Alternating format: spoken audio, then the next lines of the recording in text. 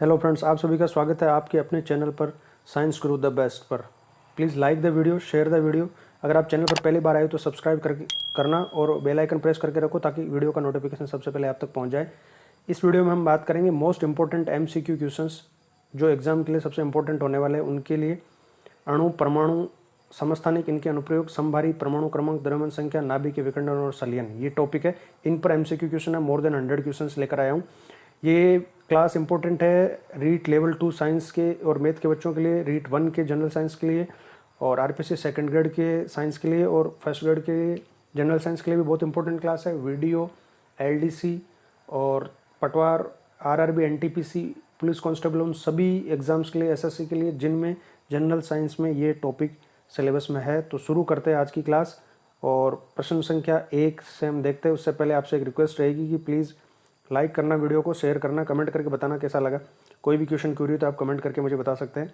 मैं पूरी कोशिश करूंगा आपकी क्वेश्चन का जवाब देने की। और अब हम प्रश्नों की तरफ बढ़ते हैं। देखो, सबसे पहले पहला प्रश्न यहाँ से देखते हैं। सारे इंपॉर्टेंट क्वेश्चन है, वीडियो स्किप नहीं करना है, लास्ट तक बने रहना है। मोस्ट इंपॉर्टेंट क्वेश्चन ही लेकर आया हूँ, एक भी फालतू क्वेश्चन नहीं है। सारे एग्जाम के हिसाब से बहुत इंपॉर्टेंट क्वेश्चन होने वाले। तो चलो शुरू करते हैं। सबसे पहला क्वेश्चन है, द्रव्यमान संरक्षण और स्थिर अनुपात के नियम के संदर्भ में निम्नलिखित कथनों पर विचार करो। देखो, द्रव्यमान संरक्षण का नियम और स्थिर अनुपात का नियम, ये दो नियम है अणु और परमाणु से संबंधित। द्रव्यमान संरक्षण के नियम के अनुसार किसी भी रासायनिक अभिक्रिया में द्रव्यमान संरक्षित रहता है, यानी न तो पहले से जो द्रव्यमान है उसका नाश होता है और न ही नया द्रव्यमान क्रिएट होता है, उसका सृजन होता है। स्थिर अनुपात के नियम के अनुसार किसी भी यौगिक में तत्व हमेशा एक निश्चित द्रव्यमान के अनुपात में ही उपस्थित रहते हैं। तो इनकी डिटेल में बात करेंगे। पहले ये स्टेटमेंट देखते हैं।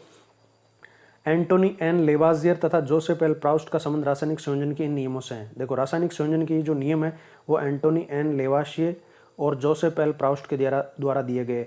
लेवाजियर ने पहला नियम दिया था द्रव्यमान संरक्षण का नियम, और प्राउस्ट का दूसरा नियम है स्थिर अनुपात का नियम। तो ये स्टेटमेंट सही है। दूसरा स्टेटमेंट है, द्रव्यमान संरक्षण के नियम के अनुसार किसी रासायनिक अभिक्रिया में द्रव्यमान का न तो सर्जन किया जा सकता है और न ही विनाश। ये स्टेटमेंट भी सही है। तीसरा है कि स्थिर अनुपात के नियम के अनुसार किसी भी यौगिक में तत्व सदैव एक निश्चित द्रव्यमान के अनुपात में विद्यमान होते हैं। ये कथन भी बिल्कुल सही है। तो हम देखते हैं कि कौन सा ऑप्शन यहाँ सही हो जाएगा। उपयुक्त कथनों में से कौन सा कथन सही है? 1 और 3, 2 और 3, 1 2 1 2 3। तो सही आंसर यहाँ पर हो जाएगा डी। तीनों के तीनों स्टेटमेंट सही है। अब एक बार थोड़ा सा मैं आपको बता देता हूँ इनके बारे में। एंटोनी एन लेवाजियर और जोसेफ एल प्राउस्ट ने रासायनिक संयोजन के नियम दिए। पहला नियम है द्रव्यमान संरक्षण का नियम। द्रव्यमान संरक्षण के नियम के अनुसार कोई भी जब रासायनिक अभिक्रिया होती है तो द्रव्यमान का न तो सर्जन होता है और न ही विनाश होता है। यानी जितना द्रव्यमान अभिकारकों का लिया आपने पहले, जैसे मान लो एक अभिक्रिया हो रही है, ये जल बनने की अभिक्रिया है, हाइड्रोजन और ऑक्सीजन गैस से मिलकर जल बना रही है, तो इसमें जितना द्रव्यमान इधर अभिकारकों का है उतना ही द्रव्यमान उत्पाद का रहेगा। ना तो पहले से जो द्रव्यमान है अभिकारकों का वो नष्ट होगा और ना ही उत्पादों में कोई नया द्रव्यमान सर्जित होगा। जैसे मान लो आपने यहाँ पर हाइड्रोजन लिया 1 ग्राम और ऑक्सीजन लिया 8 ग्राम, तो आपको 9 ग्राम जल बनेगा। ठीक है, ना तो 8 ग्राम बनेगा और ना ही 10 ग्राम बनेगा। द्रव्यमान संरक्षित रहता है। दूसरा जो नियम है वो स्थिर अनुपात का नियम है। स्थिर अनुपात का नियम है। स्थिर अनुपात का नियम दिया था प्राउस्ट ने, और इस नियम के अनुसार किसी भी यौगिक में तत्व सदैव एक निश्चित द्रव्यमान के अनुपात में विद्यमान होते हैं। जैसे उदाहरण देता हूँ आपको, ये एक यौगिक है। इस यौगिक में जो तत्व है वो सदैव एक निश्चित द्रव्यमान में ही, निश्चित द्रव्यमान के अनुपात में ही विद्यमान रहेंगे। इसमें तत्व है हाइड्रोजन और ऑक्सीजन। तो हाइड्रोजन और ऑक्सीजन के द्रव्यमान का अनुपात हमेशा निश्चित है, और वो अनुपात यहाँ पर जैसे जल के संदर्भ में 1:8 है। हाइड्रोजन के 2 परमाणु हैं, तो हाइड्रोजन का परमाणु, एक परमाणु का परमाणु भार होता है 1 U, तो 2 का हो जाएगा 1 × 2 यानी 2 अनुपात। ऑक्सीजन का परमाणु भार होता है 16, तो 2:16। अगर सरल अनुपात में बदलेंगे तो 1:8। इसी तरह से कार्बन डाइऑक्साइड का उदाहरण लेते हैं। कार्बन डाइऑक्साइड में 1 कार्बन और 2 ऑक्सीजन के परमाणु, तो कार्बन का परमाणु भार होता है 12 और ऑक्सीजन के एक परमाणु का परमाणु भार होता है 16, तो 2 का हो जाएगा 32, तो 12:32। अगर सरल अनुपात में बदलेंगे, 4 से काट सकते हैं इनको, 4 के पाड़े से, तो ये तो हो जाएगा 3 और ये हो जाएगा 8, तो 3:8। द्रव्यमान का अनुपात कार्बन और ऑक्सीजन का 3:8 रहेगा हमेशा। तो इसी तरह से सभी यौगिकों में तत्वों का द्रव्यमान का अनुपात हमेशा फिक्स होता है, निश्चित होता है। ये प्राउस्ट का दूसरा नियम है, स्थिर अनुपात का नियम, और पहला नियम द्रव्यमान संरक्षण का है। बढ़ते अगले क्वेश्चन की तरफ। देखो, सेकंड क्वेश्चन क्या है। सेकंड क्वेश्चन यहाँ पर है कि निम्नलिखित में से किसे परमाणु सिद्धांत के प्रस्तुतकर्ता के रूप में माना जाता है। परमाणु सिद्धांत के प्रस्तुतकर्ता कौन सा वैज्ञानिक माना जाता है? महर्षि कणाद, डेमोक्रिटस, जॉन डाल्टन या लिथुसिपस। तो यहाँ पर सही उत्तर हो जाएगा जॉन डाल्टन। देखो, जॉन डाल्टन ने सबसे पहले 1808 में परमाणु सिद्धांत प्रस्तुत किया था और उसने कुछ बातें परमाणु के बारे में बताई थी, जैसे कि परमाणु तत्व का सबसे सूक्ष्म अविभाज्य कण है, किसी एक तत्व के परमाणु समान होते हैं द्रव्यमान में भी और आकार में भी, अलग अलग तत्वों के परमाणु अलग अलग होते हैं। ये बातें इसने सबसे पहले 1808 में बताई थी, अपना परमाणु सिद्धांत दिया था। और 19वीं शताब्दी तक लगभग यही माना जाता था कि परमाणु अविभाज्य कण है, लेकिन 19वीं शताब्दी के बाद में जब परमाणु के उपकणों की खोज हुई, इलेक्ट्रॉन प्रोटॉन न्यूट्रॉन की, तो ये माना जाने लगा या ये सिद्ध हुआ कि परमाणु में और छोटे छोटे उपकणों से मिलकर बना हुआ है। देखो, महर्षि कणाद और पी कात्यायन, ये दो दार्शनिक है जो भारत के थे। इसी समय 18वीं सदी के समय इन्होंने भी, महर्षि कणाद ने और कात्यायना, पी कात्यायना नाम है, ये दोनों इनका नाम आता है। तो इन्होंने तत्व के सूक्ष्म कणों को अविभाज्य कहा था और परमाणु नाम दिया था। कात्यायना और कणाद, इन दोनों का नाम याद रखना, भारत के दार्शनिक है। और डेमोक्रिट्स और लिथुसिपस या लियूसिपस, ये दार्शनिक ग्रीक फिलोसोफर दार्शनिक है, जिन्होंने भी यही सेम बातें बताई थी जो कणाद ने और कात्यायना ने कही थी परमाणुओं के बारे में। अगला प्रश्न, तीसरा प्रश्न देखते हैं। निम्नलिखित कथनों पर विचार करो। यहाँ पर आपको कुछ कथन दिए हुए, उन कथनों पर आपको ये बताना है कि इनमें से कौन सा कथन सही है। 3 कथन दिए हुए, तो इन तीनों कथनों को एक एक करके हम पढ़ते हैं। देखो, सबसे पहले कि international union of pure and applied chemistry IUPAC वर्तमान में रासायनिक तत्वों के नाम को स्वीकृति प्रदान करती है। IUPAC संस्था तत्वों के रासायनिक नामों को स्वीकृति देती है। दूसरा स्टेटमेंट है कि कार्बन के समस्थानिक यानी आइसोटोप कार्बन 12 के एक परमाणु द्रव्यमान के 12वें भाग को मानक परमाणु द्रव्यमान इकाई माना गया है। तीसरा स्टेटमेंट है कि आवागाद्रो स्थिरांक या आवागाद्रो संख्या का मान 6.022 गुणा 10⁻23 होता है। इनमें से कौन कौन से स्टेटमेंट सही है? पहला और दूसरा सही है कि पहला और तीसरा सही है कि पहला दूसरा तीसरा सभी सही है? ऑप्शन नंबर यहाँ पर देखो कौन सा सही है, तो ऑप्शन सही है ए, 1 और 2, यानी पहला और दूसरा स्टेटमेंट सही है, तीसरा स्टेटमेंट गलत है। तीसरा स्टेटमेंट गलत है। तीसरा स्टेटमेंट क्या है कि आवागाद्रो स्थिरांक का मान 6.022 गुणा 10⁻33 होता है। देखो, घात 33 गलत है यहाँ पर। आवागाद्रो स्थिरांक का मान होता है 6.022 गुणा 10⁻23, 10⁻23 है, ये है मान। ठीक है, बाकी दोनों स्टेटमेंट सही है। एक बार देखते हैं वापस, देखो क्या क्या है कि IUPAC तत्वों के नामों को स्वीकृति देती है। तत्वों को नाम देने वाली केमिस्ट्री की सबसे बड़ी ये संस्था है IUPAC, international union of pure and applied chemistry. तो ये तत्वों के नाम को स्वीकृति प्रदान करती है, ये सही है। कार्बन के समस्थानिक कार्बन 12, कार्बन के 2 समस्थानिक हम मानते हैं, कार्बन 12 और कार्बन 14, वैसे कार्बन 13 भी होता है। तो इसमें से जो कार्बन 12 समस्थानिक है ना, इसके एक परमाणु का 12वां भाग, यानी इसका 1/12वां भाग का जो द्रव्यमान होता है उसको एक परमाणु द्रव्यमान इकाई के बराबर माना जाता है, 1 AMU के बराबर माना जाता है, 1 एटॉमिक मास यूनिट के बराबर माना जाता है। तो ये सही है। और इस कार्बन 12 परमाणु के 1/12वें भाग के द्रव्यमान को मानक परमाणु द्रव्यमान इकाई माना जाता है और इसके सापेक्ष बाकी तत्वों का परमाणु भार या परमाणु द्रव्यमान निकाला जाता है। तो वो सापेक्ष परमाणु द्रव्यमान माना जाता है बाकी का। और आवागाद्रो स्थिरांक वाला मैंने आपको बता ही दिया। बढ़ते अगले प्रश्न की तरफ। देखो, अगला प्रश्न है कि परमाणु संरचना के संदर्भ में निम्नलिखित कथनों पर विचार कीजिए। परमाणु की संरचना के संदर्भ में ये कथन है, 2 कथन यहाँ पर दिए हुए कि पहला है, परमाणु की संरचना से संबंधित पहला मॉडल जे जे थॉमसन द्वारा प्रस्तुत किया गया था। और दूसरा स्टेटमेंट है कि नील बोर ने रदरफोर्ड के परमाणु मॉडल की त्रुटियों को दूर किया था। तो कौन सा कथन सही है? केवल 1, केवल 2, या 1 और 2 दोनों, या न 1 और नहीं 2?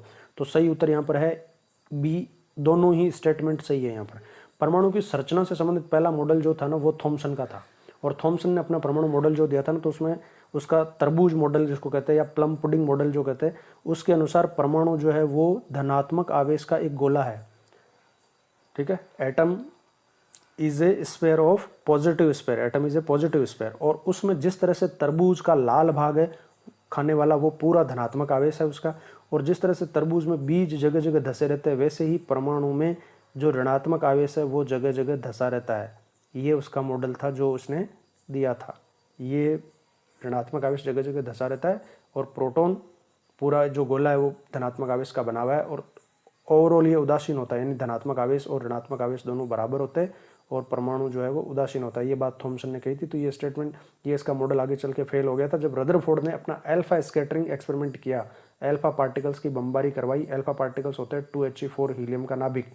इसकी बमबारी जब उसने गोल्ड फॉइल पर करवाई, स्वर्ण पत्थर की पतली पट्टी पर करवाई, तब उसने देखा और उसने ये बातें कही कि जो परमाणु का मॉडल थॉमसन का है वो सही नहीं है। तो उसने कहा कि परमाणु का अधिकतर भाग, जो रदरफोर्ड ने कहा था कि परमाणु का अधिकतर भाग खाली है, जो उसने ऑब्जर्वेशन मिला उसके हिसाब से कि अधिकतर भाग खाली है, धनात्मक आवेश जो है वो बीचों बीच है, नाभिक में है, और ज़्यादातर जो भी द्रव्यमान है वो सारा यहीं पर है, और इलेक्ट्रॉन जो है वो बाहर ऐसे कक्षाओं में चक्कर लगाते रहते हैं। हालांकि इसकी भी कुछ कमियां थी। इसकी कमियां ये थी कि अगर कोई चार्ज पार्टिकल्स, अगर कोई आवेशित कण इस तरह से नाभिक के चारों ओर या वर्ताकार कक्षाओं में चक्कर लगाएगा तो वो ऊर्जा का उत्सर्जन करेगा, और जब उसकी ऊर्जा उत्सर्जित होगी तो इलेक्ट्रॉन की ऊर्जा धीरे धीरे कम होती जाएगी, और एक समय ऐसा आएगा कि इलेक्ट्रॉन को धीरे धीरे नाभिक के अंदर समा जाना चाहिए, और इस तरह से अगर ऐसा होगा तो परमाणु अस्थायी हो। परमाणु अगर अस्थायी होगा तो पदार्थों का निर्माण नहीं होगा, जबकि हम देखते हैं कि हमारे सामने बहुत सारे पदार्थ है और वो स्थायी है। तो ये मॉडल रदरफोर्ड का फेल हो गया था। इसकी ये जो कमी थी इसको फिर नील बोर ने दूर किया था। नील बोर ने जब अपना परमाणु मॉडल दिया था तो नील बोर ने ये कहा था कि इलेक्ट्रॉन जो है वो नाभिक के चारों ओर इलेक्ट्रॉन वर्ताकार कक्षाओं में चक्कर लगाते हैं, लेकिन इलेक्ट्रॉन नाभिक के चारों ओर केवल कुछ ही कक्षाएं संभव है उन्हीं में चक्कर लगाते हैं, जिनको डिस्क्रेट ऑर्बिट कहा जाता है। और इन ऑर्बिट में, इन कक्षाओं में जब चक्कर लगाता है इलेक्ट्रॉन तो इनका ऊर्जा स्तर निश्चित होता है और उसकी ऊर्जा का ह्रास नहीं होता, ऊर्जा उत्सर्जित नहीं करता, ऊर्जा की कमी नहीं होती, और वो इन्हीं कक्षाओं में निरंतर चक्कर लगाता रहता है। ये बात नील बोर ने कही। तो नील बोर ने रदरफोर्ड के परमाणु मॉडल की त्रुटियों को दूर किया था, और पहला मॉडल थॉमसन ने दिया था। दोनों स्टेटमेंट सही है कि जे थॉमसन पहले वैज्ञानिक थे जिन्होंने परमाणु की संरचना से संबंधित अपना मॉडल दिया था। रदरफोर्ड के परमाणु मॉडल की त्रुटियों को दूर करने और हाइड्रोजन परमाणु के स्पेक्ट्रम को समझने के लिए नील बोर ने मैक्स प्लांक के क्वांटम सिद्धांत का सहारा लेकर एक सिद्धांत का प्रतिपादन किया था, जिसे बोर का परमाणु सिद्धांत कहते हैं। बोर का परमाणु सिद्धांत, नील बोर का परमाणु सिद्धांत। तो इसने दो बातें, एक तो दो चीजें कर दी। एक तो रदरफोर्ड की त्रुटियां कम कर दी, दूर कर दी, और एक परमाणु के स्पेक्ट्रम को समझाने के लिए, हाइड्रोजन के स्पेक्ट्रम को समझाने के लिए मैक्स प्लांक का जो क्वांटम सिद्धांत था उस क्वांटम सिद्धांत का सहारा लेकर इसने अपना मॉडल दिया था, और फिर इसको इसलिए नोबेल प्राइज मिला। 1922 में इसको, नील बोर को, परमाणु की संरचना में अपने योगदान के लिए नोबेल पुरस्कार से सम्मानित किया गया था। ठीक है, तो ये इंपॉर्टेंट बात थी इसमें। अगला प्रश्न हम बढ़ते हैं, देखते हैं कि किसमें, निम्न में से किसमें न्यूट्रॉन अनुपस्थित होते हैं। हमें पता है कि परमाणु के केंद्र में एक नाभिक होता है जिसमें प्रोटॉन और न्यूट्रॉन रहते हैं। प्रोटॉन पर धन आवेश होता है और न्यूट्रॉन पर कोई आवेश नहीं होता, और इलेक्ट्रॉन बाहर वर्ताकार कक्षाओं में चक्कर लगाते हैं।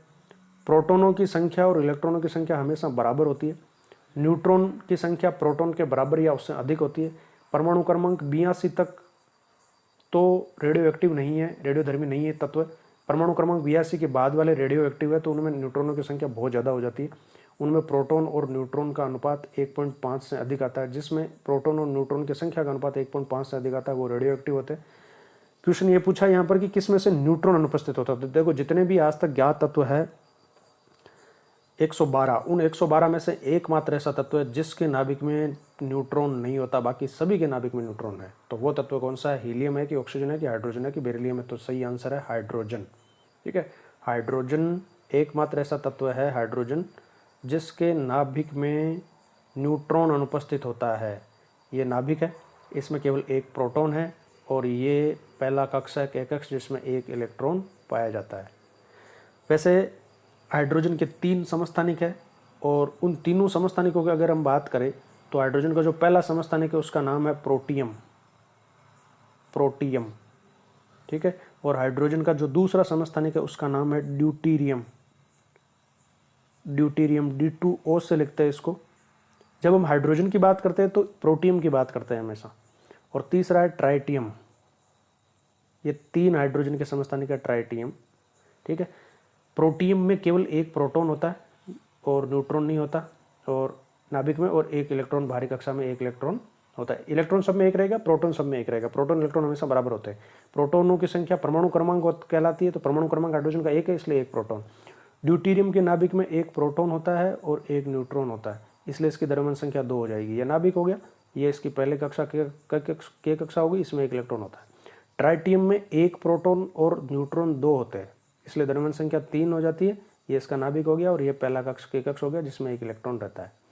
तो अब ये 3 समस्थानिक है, और समस्थानिक उसे ही कहते हैं जिसका परमाणु क्रमांक समान होता है लेकिन द्रव्यमान संख्या अलग अलग होती है। इनको तीनों को हम लिखते हैं, इसको हम लिखते हैं 1H1, ड्यूटीरियम को हम लिखते हैं 1H2, और ट्राइटियम को हम लिखते हैं 1H3। तो ये 1 1 नीचे जो परमाणु क्रमांक है तीनों का एक ही है, और ऊपर जो लिखा हुआ है 1 2 और 3 ये द्रव्यमान संख्या है जो प्रोटॉन और न्यूट्रॉनों का योग होती है। तो प्रोटॉन, इसमें केवल एक ही प्रोटॉन है इसलिए 1, इसमें एक प्रोटॉन और एक न्यूट्रॉन, इसलिए द्रव्यमान संख्या 2। इसमें एक प्रोटॉन और 2 न्यूट्रॉन, इसलिए द्रव्यमान संख्या 3। अगला प्रश्न देखते हैं। पता करना है कि इनमें से कौन से कथन सही सुमेलित है। देखो, पहला है परमाणु के संदर्भ में निम्नलिखित युग्मों पर विचार करो। पहला संयोजकता यानी संयोजन शक्ति, दूसरा परमाणु क्रमांक यानी प्रोटॉन और न्यूट्रॉनों की कुल संख्या का योग, और तीसरा है परमाणु द्रव्यमान यानी प्रोटॉनों की संख्या। तो इस सही सुमेलित केवल एक है, केवल 1 और 2 है, या 2 और 3 है, और 1, 2 और 3 है। तो सही आंसर यहाँ पर है केवल एक सही सुमेलित है। संयोजकता का मतलब होता है संयोजन शक्ति। Combining capacity of the atom is called valency. संयोजकता यानी संयोजन शक्ति। एक परमाणु अपने जैसे दूसरे कितने परमाणु के साथ जुड़ सकता है, संयोजन कर सकता है, वो उसकी संयोजन शक्ति संयोजकता कहलाती है। परमाणु क्रमांक का मतलब प्रोटॉनों की संख्या होती है, और परमाणु द्रव्यमान का मतलब होता है प्रोटॉन और न्यूट्रॉनों की कुल संख्या का योग। द्रव्यमान संख्या प्रोटॉन और न्यूट्रॉनों का योग होता है द्रव्यमान संख्या ए बराबर number of proton plus neutron, और परमाणु क्रमांक को जेड से लिखते हैं। परमाणु क्रमांक जेड का मतलब होता है नंबर ऑफ प्रोटॉन, यानी प्रोटॉनों की संख्या तो परमाणु क्रमांक है, और प्रोटॉन और न्यूट्रॉनों की कुल संख्या द्रव्यमान संख्या कहलाती है। बढ़ते अगले प्रश्न की तरफ। 5वां प्रश्न है यहाँ पर देखो, दो परमाणु को समस्थानिक कहा जाता है। आइसोटोप समस्थानिक तब कहा जाता है जब उनकी परमाणु संख्या समान परंतु द्रव्यमान संख्या भिन्न हो, उनमें न्यूट्रॉनों की संख्या समान परंतु प्रोटॉनों की संख्या भिन्न हो, उनकी परमाणु संख्या भिन्न परंतु द्रव्यमान संख्या समान हो, या उनमें न्यूट्रॉनों की संख्या भिन्न परंतु द्रव्यमान संख्या समान हो। तो देखो, समस्थानिकों में क्या होता है, जैसे अभी हाइड्रोजन की हमने बात करी कि परमाणु संख्या समान होती है परंतु द्रव्यमान संख्या भिन्न होती है, स्टेटमेंट एक है। न्यूट्रॉनों की संख्या समान होने पर तो द्रव्यमान संख्या समान होगी नहीं, तो ये तो होगा ही नहीं। परमाणु संख्या भिन्न होने पर वो समस्थानिक नहीं होंगे, समस्थानिक एक ही तत्व के होते हैं। न्यूट्रॉनों की संख्या भिन्न परंतु द्रव्यमान संख्या समान हो, न्यूट्रॉनों की संख्या अगर भिन्न हो और द्रव्यमान संख्या समान हो तो ये तो हो ही नहीं सकता। तो स्टेटमेंट एक ही सही है कि जिनकी परमाणु संख्या समान होती है, परमाणु संख्या समान होने पर ही वो एक ही तत्व के परमाणु होंगे, तो एक ही तत्व के परमाणु होते हैं और द्रव्यमान संख्या अलग होती है। यानी इनमें प्रोटॉनों की संख्या और इलेक्ट्रॉनों की संख्या तो समस्थानिकों में समान होती है, लेकिन न्यूट्रॉनों की संख्या अलग अलग होती है, न्यूट्रॉन्स अलग अलग होते हैं। चलो बढ़ते अगले क्वेश्चन की तरफ। 6वां प्रश्न है यहाँ पर कि निम्न में से कौन से हाइड्रोजन के समस्थानिक है। निम्न में से कौन से हाइड्रोजन के समस्थानिक है, नीचे दिए गए कूट का प्रयोग करके सही उत्तर चुनो। हाइड्रोजन के समस्थानिक है प्रोटियम, रेडियम, ड्यूटेरियम और ट्राइटियम। तो देखो, रेडियम हाइड्रोजन का समस्थानिक नहीं है, ये अलग से एक तत्व है। बाकी प्रोटियम पहला, ड्यूटेरियम दूसरा और ट्राइटियम तीसरा, 3 समस्थानिक है। प्रोटियम 1H1 है, ड्यूटेरियम 1H2 है और ट्राइटियम 1H3 है। इनका बात अभी मैंने आपको बता दी। तो 1, 3 और 4, 1, 3 और 4 जिस ऑप्शन में है डी में, ये सही हो जाएगा। अगला प्रश्न देखते हैं। समस्थानिकों के अनुप्रयोग के संदर्भ में निम्नलिखित युग्मों पर विचार करो। समस्थानिकों के उपयोग की बात हो रही है यहाँ पर, और कौन सा कथन सही है ये हमको पता लगाना है। तो देखो, पहला है कि यूरेनियम का समस्थानिक परमाणु भट्टी में ईंधन के रूप में काम आता है, कोबाल्ट का समस्थानिक कैंसर के उपचार में काम आता है, और आयोडीन का समस्थानिक घेंगा रोग के उपचार में काम आता है। कौन कौन से सही है, 1 और 2, केवल 3, केवल 2 और 3, और 1 और 2 और 3। तो सही उत्तर है यहाँ पर 1, 2 और तीनों सही है। यहाँ पर देखो, यूरेनियम का समस्थानिक परमाणु भट्टी में ईंधन के रूप में काम आता है, यूरेनियम 235। ठीक है, यूरेनियम का परमाणु क्रमांक 92 में होता है। यूरेनियम 235 परमाणु भट्टी में ईंधन के रूप में नाभिकीय ऊर्जा उत्पन्न करने के लिए। कोबाल्ट का समस्थानिक, कोबाल्ट 27 नंबर पे होता है, तो कोबाल्ट का समस्थानिक जो है 60, कोबाल्ट 60, इसका उपयोग कैंसर के उपचार में, रक्त कैंसर के उपचार के लिए किया जाता है, ये बात भी सही है। आयोडीन का समस्थानिक घेंगा रोग के उपचार के लिए काम आता है, आयोडीन 131, यह समस्थानिक आयोडीन 131, इसका उपयोग घेंगा रोग के उपचार के लिए काम में आता है। आयोडीन का परमाणु क्रमांक 53 होता है, 70वें ग्रुप का सदस्य है, हेलोजन है। ठीक है, और घेंगा रोग जिसको गलगंड रोग भी कहते हैं, थायराइड ग्रंथि का ये रोग है, और इसके उपचार के लिए आयोडीन का उपयोग किया जाता है। चलो बढ़ते हैं अगले प्रश्न की तरफ कि परमाणु भट्टी में कौन सा ईंधन प्रयुक्त किया जाता है। ईंधन के रूप में परमाणु भट्टी में कौन सा प्रयोग किया जाता है, इनमें से भारी जल, सोडियम, यूरेनियम या थोरियम। ठीक है, तो देखो, यूरेनियम का उपयोग किया जाता है, यूरेनियम, थोरियम और प्लूटोनियम। थोरियम का प्रयोग भी किया जा सकता है, लेकिन ज़्यादातर यूरेनियम का प्रयोग किया जाता है। थोरियम को यूरेनियम में कन्वर्ट किया जाता है और फिर यूरेनियम का प्रयोग किया जाता है समृद्ध यूरेनियम का, यानी यूरेनियम में से जो रेडियो एक्टिव यूरेनियम 235 है, इसकी मात्रा बढ़ाई जाती है। यूरेनियम के अलग अलग समस्थानिक होते हैं। यूरेनियम 238 होता है जो, तो यूरेनियम 238 की प्रतिशतता यूरेनियम में ज़्यादा होती है, और यूरेनियम 235 समस्थानिक की इस यूरेनियम में, जो प्राकृतिक यूरेनियम मिलता है, इसमें बहुत कम परसेंटेज होती है, 1% के आसपास होती है, जबकि नाभिकीय भट्टियों में ऊर्जा उत्पन्न करने के लिए ये काम में आता है। तो इस यूरेनियम को इस यूरेनियम में कन्वर्ट करना, बदलना, यानी समृद्ध यूरेनियम, इनरिच्ड यूरेनियम प्राप्त किया जाता है पहले, और फिर उस इनरिच्ड समृद्ध यूरेनियम से विद्युत उत्पन्न की जाती है। ठीक है। तो ये देखो 3 जो परमाणु भट्टियों में काम में आते हैं ना, 3 तत्व मैं आपको इनके बारे में बताता हूँ। सबसे पहला है थोरियम, TH थोरियम, और उसके बाद है यूरेनियम U, और उसके बाद है प्लूटोनियम PU। ठीक है, थोरियम, यूरेनियम और प्लूटोनियम, इनका परमाणु क्रमांक ये एक्टिनाइड है, ये 90 पे है, ये 92 पे है, और ये 94 पे है। 2-2 का फर्क है, 90, 92 और 94 पर। ये 3 तत्व है जो नाभिक की भट्टियों में काम आता है। थोरियम जो है भारत में बहुतायत में मिलता है, केरल में इसका अयस्क है मोनोजाइट। मोनोजाइट थोरियम का अयस्क है, रेत में पाया जाता है, मोनोजाइट की रेत। ठीक है, केरल में बहुतायत में पाया जाता है। बढ़ते अगले प्रश्न की तरफ, थोड़ा देख लेते हैं इनके बारे में। देखो परमाणु भट्टी के बारे में और क्या क्या होते हैं उनके बारे में थोड़ा सा आपको डिटेल में बताता हूँ कि परमाणु भट्टी में रेडियो सक्रिय तत्व जैसे यूरेनियम 235 आदि को नियंत्रित श्रृंखला अभिक्रिया के दौरान नाभिक की ऊर्जा को उत्पन्न किया जाता है। नाभिक के विखंडन की अभिक्रिया होती है, नियंत्रित किए जाते हैं। जो न्यूट्रॉन उत्पन्न होते हैं, नेचुरली 3 न्यूट्रॉन उत्पन्न होते हैं, उसमें से 2 को सोख लिया जाता है, केवल एक ही न्यूट्रॉन को आगे यूरेनियम के विखंडन के लिए काम में लिया जाता है। अब इसमें और भी बहुत सारी चीज़ें काम में आती है, उनके भी प्रश्न बनते हैं, तो उनके बारे में हम बात करते हैं क्या क्या काम में आते हैं परमाणु रिएक्टर में, नाभिक की भट्टी में। देखो एक शीतलक काम आता है, शीतलक यानी ठंडा करने वाला, तो शीतलता प्रोड्यूस करने के लिए। तो परमाणु रिएक्टर में उष्मा को बाहर निकालने के लिए काम में लिया जाने वाला पदार्थ शीतलक कहलाता है। और शीतलक के रूप में काम में लेते हैं द्रव सोडियम, लिक्विड सोडियम का प्रयोग किया जाता है। कार्बन डाइऑक्साइड गैस का प्रयोग शीतलक के रूप में किया जाता है। और H2O या D2O भारी जल ड्यूटेरियम ऑक्साइड को शीतलक के रूप में काम में लिया जाता है। तो ये शीतलक है। मंदक, जैसा नाम से मंद करने के लिए, अभिक्रिया को धीमा करने के लिए, ऐसे पदार्थ जो न्यूट्रॉन की गति को धीमा कर देते हैं मंदक कहलाते हैं। और परमाणु भट्टी में मंदक के रूप में ग्रेफाइट अथवा भारी जल का उपयोग किया जाता है। ग्रेफाइट की छड़ें जो कार्बन का प्ररूप है, और भारी जल जो D2O ये है, इनको मंदक के रूप में। तो मंदक क्या है? ग्रेफाइट और भारी जल। शीतलक क्या है? Liquid sodium, carbon dioxide, D2O ये। नियंत्रक छड़ें, नियंत्रक छड़ें बोरोन और कैडमियम की छड़ें काम में ले जाते हैं नियंत्रक छड़ों के रूप में। इन छड़ों को अंदर या बाहर इसमें भट्टी में प्रवेश करवा के कितना नियंत्रित करना है श्रृंखला को उस हिसाब से। तो नियंत्रक छड़ों के रूप में कैडमियम की छड़ें ज़्यादा काम में आती है, बोरोन और कैडमियम की छड़ें याद रखना। और मंदक के रूप में ग्रेफाइट और भारी जल। और नियंत्रक छड़ें कैडमियम की छड़, बोरोन और कैडमियम की छड़।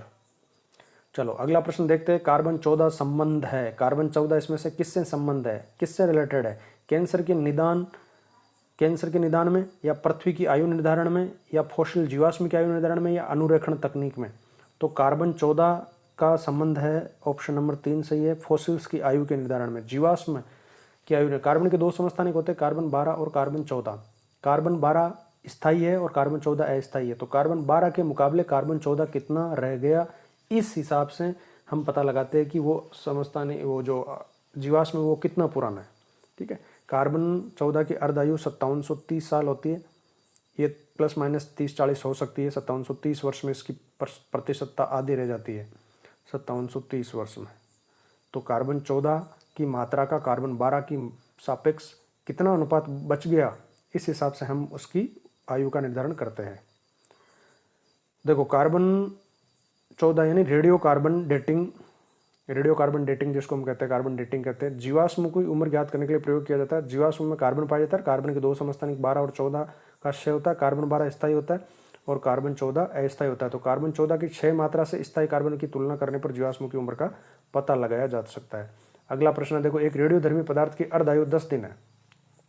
अर्ध आयु से संबंधित प्रश्न है, इसका अभिप्राय क्या है? अगर उसकी अर्ध आयु 10 है, इसका अभिप्राय यह है कि पदार्थ का पूर्ण विघटन 20 दिनों में हो जाएगा।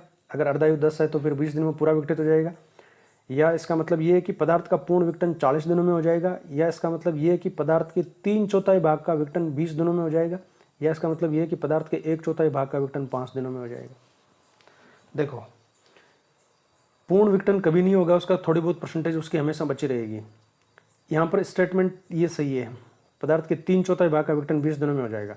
मैं आपको समझाता हूँ इसको थोड़ा सा कि अर्ध आयु काल अगर 10 दिन है तो 3/4 भाग का विघटन 20 दिन में कैसे हो जाएगा। देखो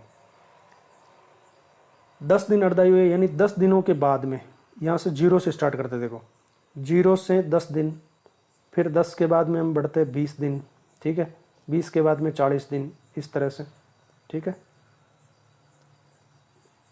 10 के बाद 20 दिन और 20 के बाद 30 दिन, इस तरह से बढ़ते, 30 के बाद 40 दिन, 40 के बाद 50 दिन, ऐसे देखते हैं हम। 50 दिन, वर्ष कुछ भी हो सकता है। देखो पहले 10 दिन में वो 50% विकटित हो जाएगा, अर्धायु 50, तो 50% विकटित हो गया और 50% बचा पहले 10 दिन में।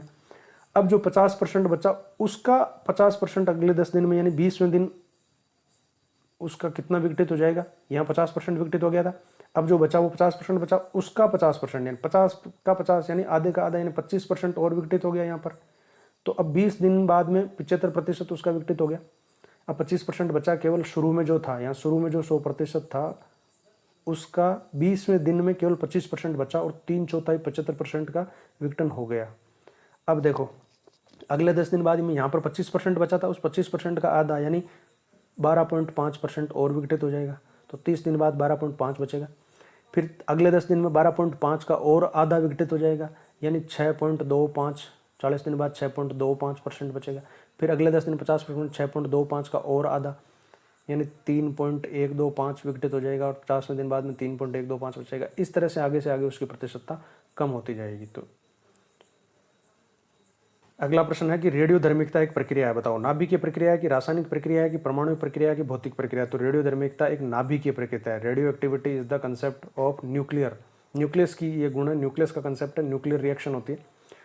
रेडियो एक्टिव विघटन की क्रिया में 3 प्रकार के विकिरण निकलते हैं। देखो जब भी रेडियो एक्टिविटी की हम बात करते हैं, नाभिकीय विखंडन की बात करते हैं, सबसे पहले इसकी हेनरी बेकरल ने इसकी खोज की थी, ये ध्यान रखना आप, हेनरी बेकरल।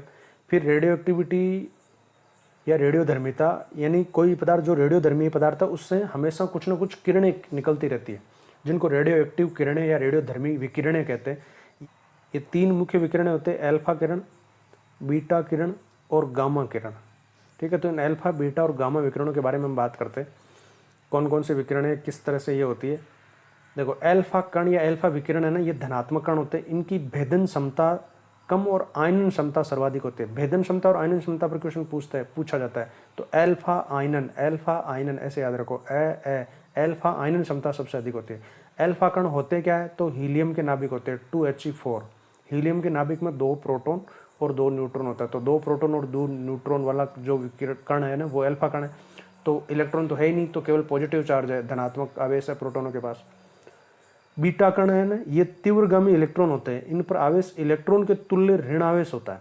बीटा कण नेगेटिव है और ये एक तरह से इलेक्ट्रॉन ही है, तेज गमन करने वाले इलेक्ट्रॉन है और इन पर आवेश इलेक्ट्रॉन के तुल्य यानी इलेक्ट्रॉन के बराबर ऋण आवेश होता है।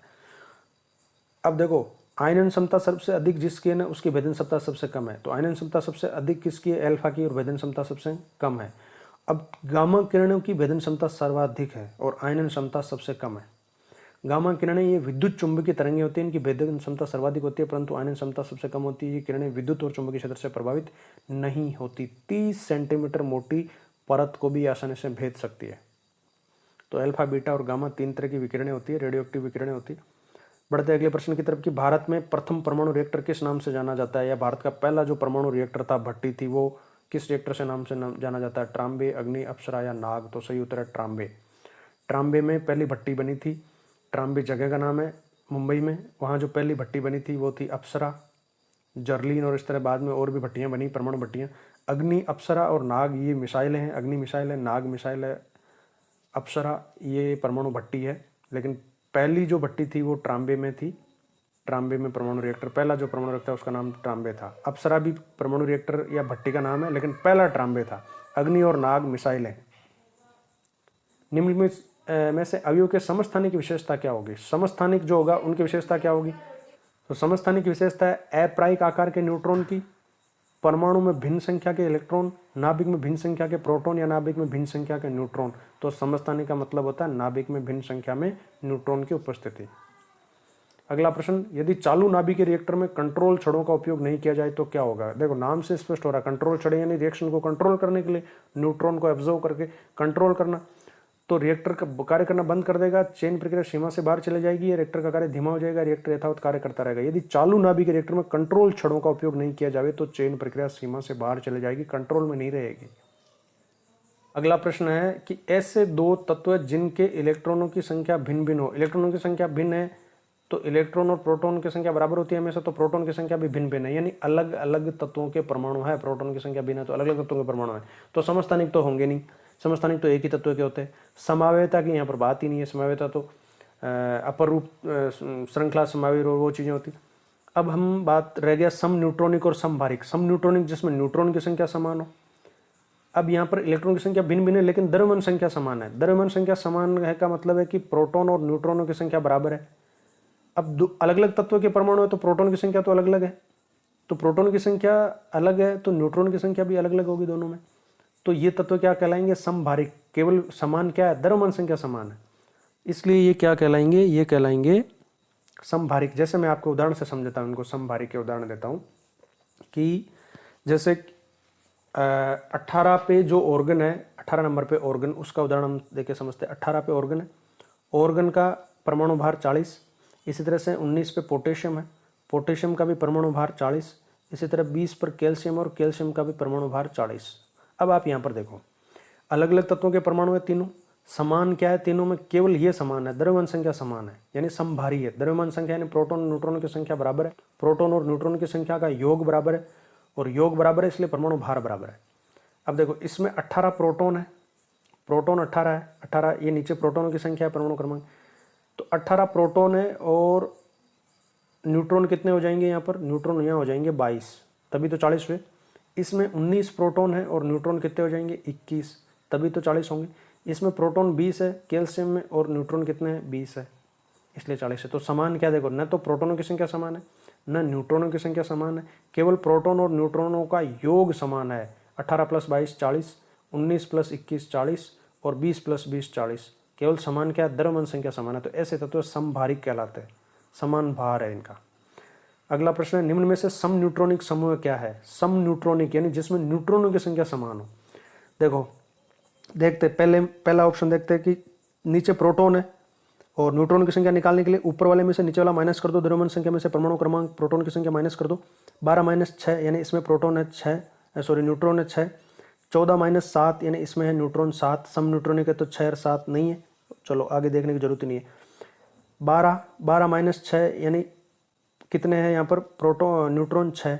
14 - 7 न्यूट्रॉन कितने? 7। सम न्यूट्रॉनिक नहीं है, अलग अलग न्यूट्रॉन की संख्या आ रही है। तीसरा देखो 14 - 6, 14 - 6 करेंगे तो कितना बच गया? 8, ठीक है। और 15 - 7, 15 - 7 करेंगे तो 8।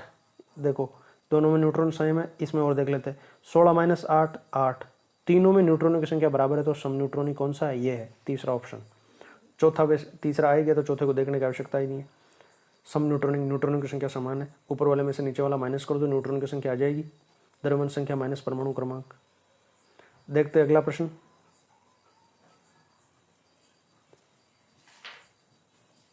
किसी तत्व के वे परमाणु जिनकी परमाणु संख्या समान हो परंतु परमाणु भार भिन्न भिन्न हो।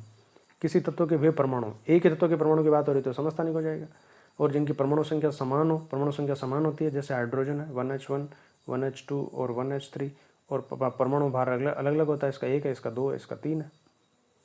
अगला प्रश्न, डायनामाइट बनाने में किस द्रव का उपयोग किया जाता है? देखो यहाँ पर बताओ कि डायनामाइट जो एक विस्फोटक पदार्थ है, इसको बनाने में किसका उपयोग किया जाता है? नाइट्रोग्लिसरीन का, लैक्टिक अम्ल का, या ओलिक अम्ल का, या मेलिक अम्ल का? तो सही उत्तर है, डायनामाइट बनाने के लिए उपयोग किया जाता है नाइट्रोग्लिसरीन का, TNG, ट्राई नाइट्रोग्लिसरीन, TNG का उपयोग किया जाता है डायनामाइट बनाने के लिए। और डायनामाइट का आविष्कार किया था अल्फ्रेड नोबेल ने।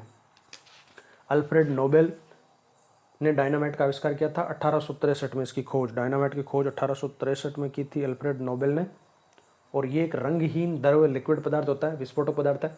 इसका निर्माण TNG, ट्राई नाइट्रोग्लिसरीन से होता है। जब डायनामाइट का आविष्कार किया था अल्फ्रेड नोबेल ने, तो इसका ऊर्जा उत्पादन के लिए इसका उपयोग किया था, या इसको शांतिपूर्व कार्यों के लिए इसने इसका आविष्कार किया था। लेकिन बाद में डायनामाइट का प्रयोग विस्फोटक पदार्थों बनाने में और हिंसात्मक कार्यों में होने लगा, तो इस बात से ये दुखी हुआ अल्फ्रेड नोबेल, और इसने मरने से पहले अपनी जो विरासत लिखी उसमें यह लिखा कि मानवता के कल्याण के लिए हर साल काम करने वाले वैज्ञानिक और अच्छे लोग जो शांति के लिए, मानवता कल्याण के लिए काम करें, उनको मेरी जो विरासत है जो मैं छोड़ के जा रहा हूँ, इस पैसे से उन लोगों को पुरस्कृत किया जाए, पुरस्कार दिया जाए। तो हर साल जो नोबेल प्राइज़ दिए जाते हैं वो स्वीडन की संस्था है नोबेल कमेटी, और वो हर साल जो अच्छा काम करते हैं मानवता के लिए, केमिस्ट्री, फिजिक्स, मेडिसिन, शांति, अर्थशास्त्र, इन सभी क्षेत्रों में नोबेल पुरस्कार दिया जाता है इसकी विरासत से, साइंटिस्ट की, अल्फ्रेड नोबेल की। अगला प्रश्न देखते हैं, कौन सा युग्म सही है? यहाँ पर आपको 4 ऑप्शन दिए हुए, इसमें आपको पहचान करना है कि कौन सा सही है। देखो DDT रोगाणुनाशक है, TNT विस्फोटक है, RDX कीटनाशक है और LSD विषाणुनाशक है। इनमें से सही ऑप्शन कौन सा है? तो देखो DDT रोगाणुनाशक लिख रखा है इसने, ये गलत है। DDT रोगाणुनाशक नहीं होता, कीटनाशक होता है। DDT को कीटनाशक के रूप में प्रयोग किया जाता है। अगला ऑप्शन है TNT, और TNT को ये लिख रहा है कि TNT विस्फोटक पदार्थ है, ये सही है बिल्कुल। TNT विस्फोटक पदार्थ होता है, ट्राई नाइट्रोटॉलुइन। TNT का उपयोग किया जाता है विस्फोटक बनाने के लिए, ये सही है। ये दुनिया का सबसे व्यापक रूप से इस्तेमाल किया जाने वाला एक सॉलिड मिलिट्री विस्फोटक है। मिलिट्री में इसका ज़्यादा उपयोग होता है। पीले रंग का ठोस पदार्थ होता है और ये तेजी से गैस में बदलता है, गैस के बादल बनाता है, इसलिए TNT को विस्फोटक के रूप में सेना में काम में लिया जाता है। RDX कीटनाशक लिख रखा है, ये गलत है। RDX जो है वो भी एक विस्फोटक पदार्थ है, जैसे TNT विस्फोटक है, ये भी विस्फोटक पदार्थ है, RDX भी और विस्फोटक पदार्थ है। LSD विषाणुनाशक लिख रहा है, ये भी गलत है। इसका नाम है लाइसर्जिक एसिड डाईएथाइलएमिड, लाइसर्जिक एसिड डाईएथाइलएमाइड। ये एक ड्रग है, एक नशीला पदार्थ है। LSD ड्रग्स के रूप में इसका उपयोग किया जाता है। RDX जो है ये विस्फोटक है और इसका पूरा नाम है royal demolition explosive, royal demolition explosive. RDX royal demolition explosive, explosive यानी विस्फोटक। तो इसकी फुल फॉर्म से हमें पता चल जाता है विस्फोटक है। रॉयल डिमोलिशन, डिमोलिशन का मतलब भी होता है तहस नहस करना, और एक्सप्लोसिव है तो विस्फोटक पदार्थ है। DDT ये कीटनाशक के रूप में इसका प्रयोग करता है। आजकल इसका प्रतिबंध लगा दिया DDT को, वरना पहले खेती बाड़ी में भी काम में आता था DDT। TNT ट्राई नाइट्रोटॉलुइन, ये दुनिया का सबसे व्यापक रूप से इस्तेमाल किया जाने वाला सॉलिड मिलिट्री है। पीला ठोस होता है और ये तेजी से गैस में बदल जाता है। अगला पदार्थ TNT को विस्फोट निम्न में से किसके मिश्रण द्वारा किया जाता है? TNT जो ट्राई नाइट्रोटॉलुइन है, इसको जब विस्फोटक के रूप में काम में लिया जाता है, इसके साथ में क्या मिलाया जाता है? अमोनियम क्लोराइड मिलाया जाता है कि अमोनियम नाइट्राइट की, अमोनियम सल्फेट की, अमोनियम नाइट्रेट? तो यहाँ पर सही उत्तर है ammonium nitrate. Ammonium nitrate NH4NO3, ammonium nitrate. TNT और अमोनियम नाइट्रेट के मिश्रण से विस्फोटक पदार्थ किया जाता है और उसको एमाटोल कहा जाता है। तो अगला एक प्रश्न ये भी बन गया कि एमाटोल क्या है? तो एमाटोल है अमोनियम नाइट्रेट और TNT का मिश्रण जो विस्फोटक पदार्थ के रूप में काम में आता है। अगला प्रश्न कि किसी तत्व की द्रव्यमान संख्या किस से संदर्भित की जाती है? द्रव्यमान संख्या का मतलब क्या है? न्यूट्रॉन की संख्या, प्रोटॉन की संख्या, प्रोटॉन और न्यूट्रॉन की संख्या, इलेक्ट्रॉन और प्रोटॉन की संख्या? तो सही उत्तर है प्रोटॉन और न्यूट्रॉन की संख्या। द्रव्यमान संख्या A होती है प्रोटॉन प्लस न्यूट्रॉन की संख्या, और परमाणु क्रमांक Z जो होता है वो होते हैं प्रोटॉन की संख्या, और प्रोटॉन की संख्या बराबर इलेक्ट्रॉन की संख्या हमेशा। अगला प्रश्न, केनाल रे की खोज का श्रेय, केनाल रे की खोज किसने की थी? ई गोल्डस्टीन ने, रदरफोर्ड ने, डाल्टन ने या थॉमसन ने? तो यहाँ पर सही उत्तर हो जाएगा केनाल रेस की खोज करता है, ई गोल्डस्टीन। केनाल रे की खोज करता गोल्डस्टीन है। गोल्डस्टीन ने ही प्रोटॉन की खोज की थी। पॉजिटिव चार्ज धनावेशी जो कण है, प्रोटॉन की खोज भी गोल्डस्टीन ने की थी। प्रोटॉन को प्रोटॉन नाम रदरफोर्ड ने दिया था, और केनाल रे की खोज की थी गोल्डस्टीन ने 1886 में। 1886 में इन्होंने खोज की थी। केनाल रे नाम दिया था। ये धनावेशित विकिरणें थी और इन पर आवेश इलेक्ट्रॉन के बराबर था, यानी प्रोटॉन की खोज हुई थी यहीं से। धनावेशित किरणों को केनाल नाम दिया था इन्होंने, केनाल रे। अगला प्रश्न है, निम्न में से किस तत्व के अणु में परमाणु की संख्या सबसे ज्यादा है? यानी परमाणुकता किसकी सबसे ज्यादा है? परमाणुकता का मतलब होता है किसी अणु में परमाणुओं की संख्या। तो ऑक्सीजन की परमाणुकता सबसे ज्यादा है कि सल्फर की है कि नाइट्रोजन की है कि क्लोरीन की है? तो देखो, ऑक्सीजन की परमाणुकता 2 होती है, O2 लिखते हैं। सल्फर की परमाणुकता S8, सल्फर 8 होता है, और नाइट्रोजन की परमाणुकता भी 2 होती है। नाइट्रोजन के अणु में नाइट्रोजन के 2 परमाणु होते हैं, N2। क्लोरीन की परमाणुकता भी 2 होती है, Cl2 लिखते हैं। तो सबसे अधिक परमाणुकता किसकी होगी? सल्फर की, गंधक की। और अगर इनमें ये पूछ लिया जाए कि इनमें सबसे अधिक परमाणु क्रमांक किसका है, तो ऑक्सीजन का परमाणु क्रमांक 8 है, सल्फर का परमाणु क्रमांक 16 है, क्लोरीन का 17 है, नाइट्रोजन का 7 है। तो क्लोरीन का सबसे अधिक है परमाणु क्रमांक। अगला प्रश्न आवर्त सारणी पर बेस्ड है। देखो, आवर्त सारणी में ऊपर से नीचे की ओर आते हैं तो क्षार धातुओं का आकार, अगर हम आवर्त सारणी में ऊपर से नीचे की ओर आते हैं, यानी हम समूह में आवर्त सारणी में इस तरह से ऊपर से नीचे की तरफ समूह होते और बाएं से दाएं की तरफ आवर्त होते हैं। आवर्त तो आवर्त सारणी में होते हैं 7, ठीक है। आवर्त का मतलब होता है कक्षकों की संख्या, कितने कक्षक है, 1 के कक्ष है कि 2 कक्ष बन रहे कि 3 कक्ष बन रहे क्या। और समूह का, ये जो समूह है ये टोटल 18 समूह है ऊपर से नीचे की तरफ, और समूह से संयोजी इलेक्ट्रॉन का पता चलता है, यानी बाह्यतम कक्ष में कितने इलेक्ट्रॉन है इससे। अगर हम आवर्त सारणी की बात करें तो आवर्त सारणी में जब हम ऊपर से नीचे की तरफ आते हैं तो परमाणुओं का आकार बढ़ता है ऊपर से नीचे जाने पर, क्योंकि कक्षकों की संख्या बढ़ती है। पहले आवर्त में 1 कक्षक है, दूसरे आवर्त में 2 कक्षक हो गए, तीसरे आवर्त में 3 कक्षक हो गए, तो परमाणु आकार ऊपर से नीचे की तरफ बढ़ता जाता है। और एक ही आवर्त में, अगर हम एक ही आवर्त में बाएं से दाएं जाए तो, क्योंकि एक ही आवर्त में कक्षकों का आकार वही रहता है, जैसे ये दूसरा आवर्त है तो इसमें 2 ही कक्षक रहेंगे, सभी जितने भी यहाँ पर आएंगे उनके में सब में 2-2 कक्षक है। लेकिन क्योंकि इलेक्ट्रॉनों की संख्या बढ़ रही है, साथ साथ प्रोटॉनों की संख्या बढ़ रही है, तो नाभिक में आवेश बढ़ने की वजह से नाभिक इलेक्ट्रॉन को अंदर की तरफ ज़्यादा खींचता है, तो ये श्रिंक हो जाते हैं, संकुचित हो जाते हैं, तो आकार छोटा होता जाता है। यानी इस तरफ आवर्त में बाएं से दाएं जाने पर आकार छोटा होता है, तो आवर्त में जो सबसे पहले यहाँ पर है बाईं तरफ है वो सबसे आकार में बड़ा होगा, ये सबसे बड़ा होगा आकार में, और ये सबसे यहाँ पर जो आएगा वो सबसे छोटा होगा, और ऊपर से नीचे समूह में सबसे नीचे वाला आकार में सबसे बड़ा होगा। अब बात करते हैं इस प्रश्न की कि क्षार धातुओं का आकार आवर्त में, आवर्त का मतलब है आवर्त सारणी में ऊपर से नीचे की ओर जा रहे हैं हम, ऊपर से नीचे की ओर, तो क्षार धातुओं का आकार नीचे जाने पर आकार तो बढ़ता ही है, तो आकार बढ़ेगा, ये ऑप्शन सही है। अब क्षार धातुएं कौन सी होती है तो मैं बता दूं आपको कि आवर्त सारणी में जो समूह 1 है उसमें जो धातुएं वो सारी क्षार धातुएं कहलाती है।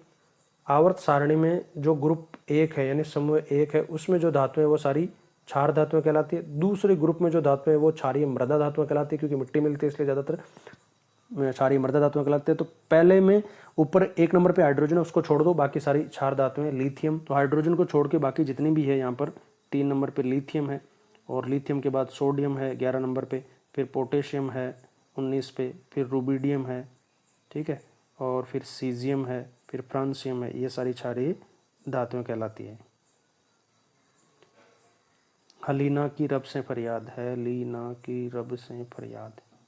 और इससे अगला जो दूसरा ग्रुप है उसमें क्षारीय मृदा धातुएं आती है। बेटा मांगे कार स्कूटर बाप राजी, बेटा मांगे कार स्कूटर SR, और बाप राजी BA, और राजी RA रेडियम। तो ये है बेरिलियम, मैग्नीशियम, कैल्शियम, स्ट्रोंशियम, और BA है बेरियम, और RA है रेडियम, ठीक है। तो मैग्नीशियम और कैल्शियम मिट्टी में मिलता है, चूना पत्थर क्षारीय मृदा धातु, क्षारीय प्रकृति के होते हैं, calcium oxide, calcium carbonate, calcium bicarbonate. अगला प्रश्न देखते हैं, कैथोड किरण प्रयोग में परमाणु के किस मौलिक कण की खोज की गई थी। कैथोड किरण का जो प्रयोग था तो उसमें कौन से कण की खोज की गई थी कैथोड किरण प्रयोग में। तो देखो कैथोड किरण प्रयोग में इलेक्ट्रॉन की खोज हुई थी, क्योंकि कैथोड किरणें जो होती है ना वो नेगेटिवली चार्ज किरणें होती है, तो इनमें इलेक्ट्रॉन होता है। कैथोड किरणें क्या होती है देखो, और किस तरह से उत्पन्न की जाती है इसकी बात करते हैं हम, कि बहुत कम दाब पर किसी गैस नलिका में विद्युत विसर्जन करने पर कैथोड किरणों की उत्पत्ति होती है। बहुत कम दाब पर अगर हम किसी गैस नलिका में अगर विद्युत विसर्जन करें यानी इलेक्ट्रिक स्पार्क अगर वहाँ करें तो वहाँ कैथोड किरणों की उत्पत्ति हो। और कैथोड किरणें इलेक्ट्रॉन की धाराएं मात्र है। ये तथ्य फैराडे और क्रुक्स ने 19वीं सदी के उत्तरार्ध में ज्ञात किया था। अतः कैथोड किरणें वास्तव में किसी निर्वात नलिका में उत्पन्न इलेक्ट्रॉनों का पुंज है। यानी कैथोड किरणें क्या है, इलेक्ट्रॉन पुंज है। तो कौन सा चार्ज रहेगा, नेगेटिव चार्ज, नेगेटिव आवेश। कौन से कण की खोज कैथोड किरणों से, इलेक्ट्रॉन की खोज। देखो कैनाल रे और कैथोड किरणें अलग है। कैनाल रे ई गोल्डस्टीन ने की थी और इसमें धनात्मक किरणें होती है, वो धनात्मक विकिरण थी कैनाल। लेकिन कैथोड किरणें ऋणात्मक किरणें हैं, तो ये ध्यान रखना आप। देखो एनोड और कैथोड दो इलेक्ट्रोड होते हैं, एनोड और कैथोड। एनोड जो इलेक्ट्रोड होता है वो धनात्मक इलेक्ट्रोड होता है बैटरी का, और कैथोड जो होता है वो ऋणात्मक इलेक्ट्रोड होता है। तो कैथोड किरणें भी ऋणात्मक इलेक्ट्रोड यानी ऋणात्मक होती है, इस तरह से याद रखो आप। प्रोटियम के परमाणु में न्यूट्रॉन की संख्या होती है। तो पहले तो प्रोटियम है क्या, तो प्रोटियम है 1H1 हाइड्रोजन का समस्थानिक, और इसके न्यूक्लियस में न्यूट्रॉन की संख्या कितनी होती है, 0 होती है। एकमात्र ऐसा तत्व जिसमें न्यूट्रॉनों की संख्या 0 है हाइड्रोजन का, प्रोटियम।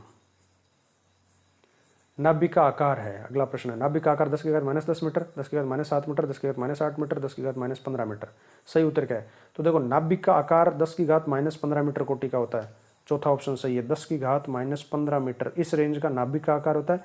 और परमाणु के आकार से बहुत ज़्यादा छोटा होता है, परमाणु भी बहुत ज़्यादा छोटा है। परमाणु का आकार का रेंज है 10⁻10 मीटर, और इसके मुकाबले ये 10⁻15 मीटर और ज़्यादा छोटा है। परमाणु का आकार 10⁻10 मीटर, परमाणु के नाभिक का आकार 10⁻⁻15 मीटर।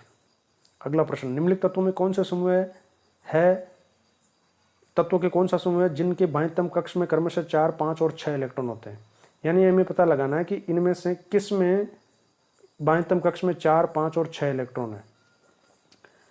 तो देखो यहां पर आपको कक्षों में बाह्यतम कक्ष में इलेक्ट्रॉन की संख्या के लिए ग्रुप संख्या याद होनी चाहिए। समूह कौन सा है, देखो पहला ग्रुप, जो पहला समूह है वहां पर परमाणु के बाह्यतम कक्ष में 1 इलेक्ट्रॉन है। दूसरे ग्रुप संख्या से बाह्यतम कक्ष में इलेक्ट्रॉन की संख्या का पता चलता है। दूसरे ग्रुप में यानी दूसरे समूह में बाह्यतम कक्ष में इलेक्ट्रॉन की संख्या 2 है। तीसरा नहीं, अब यहाँ 10 छोड़ दो, सीधा 13वें पे आ जाओ। 13वां का मतलब है कि बाह्यतम कक्ष में 3 इलेक्ट्रॉन। 14वां ग्रुप मतलब बाह्यतम कक्ष में 4 इलेक्ट्रॉन। 15वां समूह में 5 इलेक्ट्रॉन। 16वां बाह्यतम कक्ष में 6 इलेक्ट्रॉन। 17वां ग्रुप यानी बाह्यतम कक्ष में 7 इलेक्ट्रॉन। और 18वां ग्रुप यानी बाह्यतम कक्ष में 8 इलेक्ट्रॉन। इनर्ट गैसेस होती है, अक्रिय गैसें होती है। अब हमें पूछा है कि 4, 5 और 6 इलेक्ट्रॉन। तो देखो 4, 5 और 6 बाह्यतम कक्ष में इलेक्ट्रॉन होंगे ग्रुप नंबर 14, 15 और 16 के। तो पता लगाओ कि कौन इनमें से ग्रुप नंबर पहला जो है वो 14 का होना चाहिए, दूसरा वाला 15वें ग्रुप का होना चाहिए और तीसरा वाला 16वां ग्रुप 16वें समूह का होना चाहिए। तो 14वें ग्रुप में कौन कौन आते हैं, तो 14वां ग्रुप कार्बन वाला है। कहे सीताजी सुनो प्रभु, कार्बन, सिलिकॉन, जर्मेनियम ये है। 15वां ग्रुप जो है वो है नाइट्रोजन वाला ग्रुप, और नाइट्रोजन वाले ग्रुप में आता है न्यूजीलैंड, पाकिस्तान, ऑस्ट्रेलिया, सब बीके ये आते हैं। और 16वां ग्रुप जो है वो ऑक्सीजन वाला ग्रुप है। ओल्ड स्टाइल से टिपो, ऑक्सीजन, सल्फर, सेलेनियम, ठीक है, ये इस तरह से आते हैं ऐसी। 17वां ग्रुप हेलोजन वाला ग्रुप है। फिर कल बार आई एंटी, फ्लोरीन, क्लोरीन, ब्रोमीन, आयोडीन ये है। 18वां ग्रुप है जो है नेता और कर्मचारी जिंदा रहो, H, helium, neon, organ, krypton. तो इसमें तो हमें जाना ही नहीं है, केवल 14, 15, 16 चाहिए हमको। 14वें ग्रुप में पहले कार्बन आ रहा है, सही है, लेकिन सिलिकॉन भी 14वें ग्रुप का है, तो ये ऑप्शन तो गलत हो गया। देखो बोरॉन 13वें ग्रुप का है, तो ये आएगा नहीं। कार्बन 14वें, तो ये तो ऑप्शन ही गलत हो गया। पहले में 4, दूसरे में 5 और तीसरे में 6 होना चाहिए।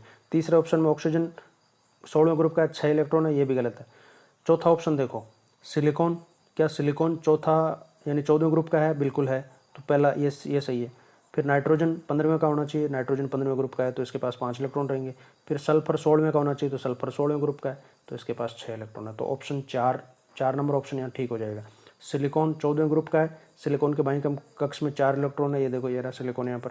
और फिर उसके बाद है नाइट्रोजन, तो नाइट्रोजन 15वें ग्रुप का सदस्य है, ठीक है, तो इसके पास 5 इलेक्ट्रॉन है नाइट्रोजन के पास। और फिर है अगला ऑक्सीजन, सल्फर ऑक्सीजन के नीचे है, तो इसके पास में 6 इलेक्ट्रॉन है। तो ऑप्शन नंबर 4 यहाँ पर ठीक है। चलो बढ़ते हैं अगले क्वेश्चन की तरफ। अब है ना ये वन लाइनर क्वेश्चन है, most important one liner question. यहाँ से हम देखते हैं, फटाफट इनको देख लेते हैं। भारत में नाभिक के अनुसंधान को प्रारंभ करने का श्रेय किस वैज्ञानिक को जाता है। तो देखो भारत में नाभिक के अनुसंधान प्रारंभ करने का श्रेय जो जाता है वो जाता है डॉक्टर होमी जहांगीर भाभा को। इन्हीं के प्रयासों से भारत में मुंबई में पहली बार नाभिकीय संयंत्र और ये नाभिकीय भट्टियाँ बनी, अप्सरा, जर्लिन, इन्हीं की देखरेख में। अगला क्वेश्चन है कि प्रोटोनों के मध्य समान आवेश के कारण प्रतिकर्षण बल लगता है, फिर भी नाभिक में प्रोटॉन दृढ़ता से बंधे रहते हैं, क्यों। भाई नाभिक के अंदर हमें पता प्रोटॉन होते हैं और न्यूट्रॉन होते हैं। न्यूट्रॉन तो न्यूट्रल है, कोई आवेश नहीं है, लेकिन प्रोटॉन जैसे मान लो किसी का परमाणु क्रमांक 10 है तो उसके पास 10 प्रोटॉन है, तो प्रोटॉन के बीच तो प्रतिकर्षण होना चाहिए ना, क्योंकि दोनों के बीच में समान आवेश है, प्रतिकर्षण है। तो फिर प्रतिकर्षण क्यों नहीं होता, ये क्यों बंधे रहते हैं, नाभिक को छोड़ते क्यों नहीं है। तो इसका कारण है नाभिकीय बल। प्रोटॉन के मध्य आवेश के कारण प्रतिकर्षण बल लगता है, फिर भी नाभिक में प्रोटॉन दृढ़ता से बंधे रहते हैं, क्यों। क्योंकि प्रोटॉन के मध्य जो प्रतिकर्षण बल है ना, उस बल से अधिक बल है नाभिकीय बल, जो इनको नाभिक में बांध के रखता है। और नाभिकीय बल काम करता है प्रोटॉन के बीच में, प्रोटॉन न्यूट्रॉन के बीच में, और न्यूट्रॉन प्रोटॉन के बीच में। इसीलिए प्रोटॉन और न्यूट्रॉन नाभिक के अंदर हमेशा बंधे हुए रहते हैं नाभिकीय बल के कारण। नाभिकीय बल प्रोटॉन के मध्य परस्पर प्रतिकर्षण बल से अधिक होता है। अगला प्रश्न है नाभिकीय बल का कार्यकारी प्रास यानी रेंज क्या है, यानी कितनी रेंज में। नाभिकीय बल बहुत स्ट्रॉन्ग बल है, बहुत स्ट्रॉन्ग है, लेकिन रेंज बहुत कम है, प्रास बहुत कम है। और प्रास इसकी है केवल 3 फर्मी। 1 फर्मी का मतलब होता है 10⁻⁻15 मीटर, तो बहुत ही छोटी रेंज है इनकी। गुरुत्वाकर्षण बल, पृथ्वी का गुरुत्वाकर्षण, सूर्य का गुरुत्वाकर्षण बल बहुत वीक फोर्स है, बहुत ही हल्का बल है, लेकिन इसकी रेंज बहुत है, ब्रह्मांड अनंत है। अगला प्रश्न है नाभिक में उपस्थित प्रोटॉनों की संख्या से क्या निर्धारित होता है। प्रोटॉन की संख्या से निर्धारित होता है परमाणु क्रमांक। अगला प्रश्न है कि मेसोन और पॉजिट्रॉन की खोज किसने की थी। ये जो कण है सब एटॉमिक पार्टिकल्स है, परमाणु में पाए जाने वाले। तो मेसोन की खोज हिडाकी युकावा ने और पॉजिट्रॉन की खोज एंडरसन ने की थी। अगला प्रश्न है, किसी तत्व या यौगिक का वह सूक्ष्म कण जो स्वतंत्र अवस्था में रह सकता है। तो स्वतंत्र अवस्था में रहने में सक्षम अणु है, सूक्ष्म कण परमाणु है, लेकिन वो स्वतंत्र अवस्था में नहीं रह सकता। अणु स्वतंत्र अवस्था में रह सकता है, अणु यौगिक के सभी गुण दर्शाता है, लेकिन अणु जब रासायनिक अभिक्रिया में भाग लेते हैं तो वो परमाणु में विभक्त होते हैं, परमाणु में बदल जाते हैं और परमाणु रासायनिक अभिक्रिया में भाग लेते हैं। अगला प्रश्न, इलेक्ट्रॉन को नाभिक के परित घूर्णन के लिए आवश्यक अभिकेंद्र बल कहाँ से मिलता है। इलेक्ट्रॉन जो ये नाभिक के चारों ओर कक्षाओं में घूमता है तो उसको घूमने के लिए अभिकेंद्रीय बल, यहाँ से जो केंद्र की तरफ लगता है अभिकेंद्रीय बल, ये बल कहाँ से मिलता है। तो इलेक्ट्रॉन को ये बल मिलता है प्रोटॉन के आकर्षण से, क्योंकि केंद्र में प्रोटॉन है तो इलेक्ट्रॉन पर माइनस चार्ज है, प्रोटॉन पर प्लस चार्ज है, तो दोनों के बीच में आकर्षण होगा, तो ये आकर्षण बल अभिकेंद्रीय बल के रूप में काम करता है। तो नाभिक और इलेक्ट्रॉन के बीच लगने वाला स्थिर आकर्षण बल। अगला प्रश्न है, ट्रेसर तकनीक क्या है। ट्रेसर, ट्रेस यानी पता लगाना, TRACE, ट्रेस, ट्रेस यानी टू फाइंड आउट, पता लगाना। तो पता लगाने यानी नाभिकों समस्थानिकों का प्रयोग करके किसी वस्तु की उपस्थिति का पता लगाना ट्रेसर तकनीक कहलाता है। जैसे शरीर में कैंसर की खोज करना ट्रेसर तकनीक से पता लगाया जाता है। पौधे में किसी उर्वरक का कितना भाग ग्रहण किया, इसकी मात्रा पता लगाना। ऑटोमोबाइल के इंजन की क्षय की दर ज्ञात करना। इसी तरह से जैसे मान लो कोई पेट्रोलियम की लाइन है, सप्लाई की लाइन है, पाइपलाइन है, तो उस पाइपलाइन में अगर कहीं लीकेज है तो वो भी इसी ट्रेसर तकनीक से समस्थानिकों की मात्रा के द्वारा पता लगाया जाता है। तो ट्रेसर तकनीक क्या है कि किसी रेडियोधर्मी समस्थानिक का प्रयोग करके किसी वस्तु की उपस्थिति का पता लगाने की तकनीक है। अगला किरण है कि गामा किरणों का कृषि में क्या उपयोग है। गामा किरण, अल्फा बीटा गामा जो रेडियो एक्टिव किरण है, तो गामा किरणों का कृषि में एक उपयोग है। क्या उपयोग है? खाद्य पदार्थों को सूक्ष्म जीवों को मारने के लिए, स्टलाइज करने के लिए, और फसलों को नुकसान पहुंचाने वाले कीटों को नियंत्रित करने के लिए गामा किरणों का कृषि में इस तरह से उपयोग किया जाता है। अगला प्रश्न यहाँ पर है कि शरीर में रक्त के थक्के का पता लगाने के लिए किस समस्थानिक का प्रयोग किया जाता है। अगर शरीर में कहीं रक्त का थक्का बन रहा है, क्लोटिंग हो रही है, तो उसका पता लगाने के लिए सोडियम चॉइस का उपयोग किया जाता है। सोडियम का समस्थानिक है, 11 नंबर पे होता है सोडियम। सोडियम चॉइस Na24 का प्रयोग किया जाता है। थायराइड ग्रंथि के कैंसर के उपचार के लिए किस समस्थानिक का उपयोग किया जाता है। थायराइड ग्रंथि का कैंसर, थायराइड ग्रंथि थायरोक्सिन हार्मोन बनता है आयोडीन से, तो आयोडीन का समस्थानिक है। कौन सा समस्थानिक है? 131, आयोडीन 131 का प्रयोग यहाँ पर किया जाता है। आर्सेनिक के समस्थानिक AS74 का चिकित्सकीय उपयोग क्या है। आर्सेनिक का जो समस्थानिक है उसका प्रयोग है कि मानव शरीर में किसी ट्यूमर का पता लगाने के लिए, ट्यूमर या गांठ का पता लगाने के लिए आर्सेनिक 74 का उपयोग किया जाता है।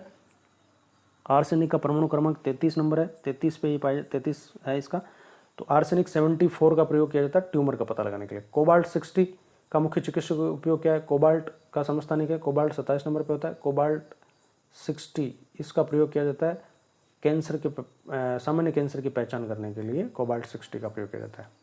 अगला प्रश्न है, फॉस्फोरस 23 समस्थानिक का चिकित्सक उपयोग क्या है। तो रक्त विकार और ल्यूकीमिया, ल्यूकीमिया जो है वो ब्लड कैंसर है, तो रक्त विकार और ब्लड कैंसर का पता लगाने के लिए फॉस्फोरस 15 नंबर पे होता है, P23, फॉस्फोरस 23 का उपयोग किया जाता है समस्थानिक का। कोबाल्ट 60 आमतौर पर विकिरण चिकित्सा में प्रयुक्त होता है, क्यों। कोबाल्ट 60 कैंसर के ट्रीटमेंट के लिए जो रेडियोथेरेपी की जाती है उसमें क्यों उपयोग होता है, क्योंकि ये रेडिएशन उत्पन्न करता है, गामा किरण उत्सर्जित करता है, इसलिए। रेडियो एक्टिविटा को किस में मापा जाता है। रेडियो एक्टिविटा को मापने के लिए क्या काम में लेते हैं, तो GM काउंटर, गीगर मूलर इसका नाम है, गीगर मूलर काउंटर के द्वारा इससे किसी स्थान पर किसी रेडियो एक्टिव पदार्थ की उपस्थिति का पता लगाया जाता है। तो गीगर मूलर काउंटर से रेडियो एक्टिविटी को मापा जाता है, ध्यान रखना। चर्म रोगों के उपचार में किया जाने वाला रेडियो आइसोटोप है स्किन डिजीज के लिए, स्किन के उपचार के लिए, तो यह है रेडियो फॉस्फोरस, ठीक है। फॉस्फोरस का उपयोग किया जाता है, फॉस्फोरस 23, 15 फॉस्फोरस 23 का उपयोग चर्म रोगों के, स्किन के डिजीज के लिए। यूरेनियम 235 एक नाभिक के विखंडन से कितनी द्रव्यमान शक्ति होती है। यूरेनियम परमाणु भट्टी में उपयोग किया जाता है, तो कितनी द्रव्यमान शक्ति होती है। E बराबर mc² होता है, जितनी द्रव्यमान में शक्ति होगी वो ऊर्जा के रूप में कन्वर्ट हो जाएगी। ये जो आइंस्टीन ने सापेक्षता का नियम दिया था, तो जब इसका विखंडन होता है तो कुछ द्रव्यमान की शक्ति होती है, और जितनी द्रव्यमान की शक्ति होती है वो ऊर्जा में बदल जाती है, यहीं से वो ऊर्जा मिलती है। तो कितनी ऊर्जा की शक्ति होती है, ये होती है ऊर्जा की शक्ति 0.214 AMU, याद रखना, ठीक है। 0.24 AMU और 0.24 AMU 1 AMU is equal to 931 MeV होता है, ठीक है। MeV मिलियन इलेक्ट्रॉन वोल्ट, ठीक है, ये इतनी ऊर्जा होती है।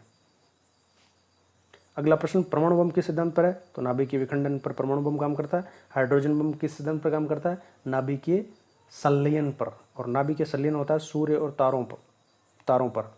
सूर्य की ऊर्जा का स्रोत नाभिक के संलयन है। संलयन में क्या होता है कि छोटे नाभिक आपस में मिलकर बड़ा नाभिक बनाते हैं। जैसे नाभिक के संलयन जो सूर्य पर होती है तो वहाँ पर 1H2 यानी ड्यूटीरियम और 1H3 ट्राइटियम, ये दोनों नाभिक संयुक्त होकर हीलियम का नाभिक बनाते हैं, 2He4 बनाते हैं और एक न्यूट्रॉन यहाँ पर उत्सर्जित हो जाएगा 0N1। तो परमाणु बम का सिद्धांत नाभिक के विखंडन है, फिजन है। और हाइड्रोजन बम का सिद्धांत, सूर्य तारों पर ऊर्जा का जो सिद्धांत है वो है नाभिक के संलयन, फ्यूजन, फ्यूज होना, फ्यूज होना यानी मिलना, जुड़ना। छोटे नाभिक जब जुड़कर बड़ा नाभिक बनाते हैं तो वो हो गया संलयन, फ्यूजन, और बड़ा नाभिक जब टूटता है तो वो हो गया विखंडन, फिजन। प्रथम परमाणु बम कब और किसके द्वारा बनाया गया था? तो देखो सही उत्तर है रॉबर्ट ओपनहीमर द्वारा 1945 में परमाणु बम बनाया गया था। परमाणु बम किस तत्व का प्रयोग करते हैं? तो परमाणु बम में हम करते हैं यूरेनियम या प्लूटोनियम का। मैंने आपको बताया थोरियम, यूरेनियम, प्लूटोनियम 90, 92 और 94 परमाणु क्रमांक वाले ये तत्व विस्फोटक पदार्थ के रूप में काम आते हैं नाभिकीय अभिक्रियाओं में ऊर्जा उत्पन्न करने के लिए। 90 पे थोरियम है, 92 पे यूरेनियम है और 94 पे प्लूटोनियम है। तो यूरेनियम 235 या प्लूटोनियम 239 का उपयोग किया जाता है परमाणु बम में। अगला प्रश्न, प्रथम परमाणु बम जो युद्धास्त्र के रूप में प्रयोग किया गया था क्या नाम था? इसका प्रयोग किस देश ने किसके विरुद्ध और कब किया? तो प्रथम परमाणु बम का प्रयोग जो किया था 1945 में द्वितीय विश्व युद्ध में अमेरिका ने जापान के हिरोशिमा नामक नगर के ऊपर ये बम गिराया था। इस बम का नाम था लिटिल बॉय। इसके बाद 6 अगस्त के बाद 9 अगस्त को नागासाकी, नो नागा याद रखो, 9 नागासाकी पर और 6 को हिरोशिमा पर 2 परमाणु बम गिराए थे। और दूसरे वाले का नाम था फैटमैन, पहले वाले का नाम था लिटिल बॉय। कृत्रिम रेडियो सक्रियता की खोज किसने की थी? तो आयरन क्यूरी, जो मेरी क्यूरी की पुत्री थी, इसने कृत्रिम रेडियो सक्रियता की खोज की थी। और वैसे प्राकृतिक रेडियो सक्रियता की खोज करी थी हेनरी बेकेरेल ने, हेनरी बेकेरेल। और उसके बाद में हेनरी बेकेरेल के बाद में मेरी क्यूरी और पियरे क्यूरी, ये दोनों हस्बैंड वाइफ थे। इनका सबसे ज़्यादा योगदान था मेरी क्यूरी और पियरे क्यूरी का रेडियो एक्टिविटी की खोज करने में और इनमें। और इसके बाद में इनकी पुत्री आयरन क्यूरी ने कृत्रिम रेडियो सक्रियता की खोज की। तो पिता, पुत्री और माता तीनों को नोबेल प्राइज मिला हुआ है, Marie Curie, Pierre Curie, Irene Curie.